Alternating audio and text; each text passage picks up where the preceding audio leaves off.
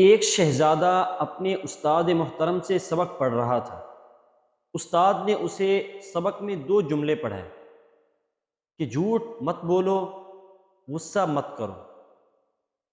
تھوڑے وقفے کے بعد استاد نے شہزادے کو سبق سنانے کا کہا تو شہزادے نے جواب دیا کہ ابھی سبق یاد نہیں ہوا۔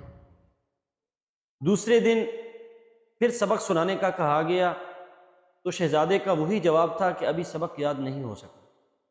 تیسرے دن چھٹی تھی۔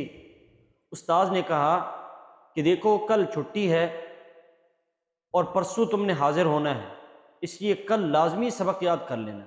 چھٹی کے بعد اگلے دن بھی شہزادہ سبق سنانے میں ناکام رہا۔ استاد نے یہ خیال کیے بغیر کہ یہ ایک شہزادہ ہے، غصے سے چلا اٹھے اور طیش میں آ کر انہیں ایک تھپڑ رسید کر دیا اور کہا کہ یہ بھی کوئی بات ہے کہ اتنے دنوں سے تم دو جملے سبق کے یاد نہیں کر سکے۔ تھپڑ کھا کر ایک دفعہ تو شہزادہ گم سم ہو گیا، پھر اچانک بولا استاد محترم سبق یاد ہو گیا۔ استاذ کو تعجب ہوا کہ اتنے دنوں سے اسے سبق یاد نہیں ہو رہا تھا اور ایک تھپڑ کھاتے ہی فوراً سبق یاد ہو گیا۔ شہزادہ بولا کہ استاد محترم آپ نے مجھے دو باتیں پڑھائی تھی کہ جھوٹ مت بولو، اور جھوٹ بولنے سے تو میں نے اسی دن توبہ کر لی تھی۔ دوسری بات تھی کہ غصہ مت کرو۔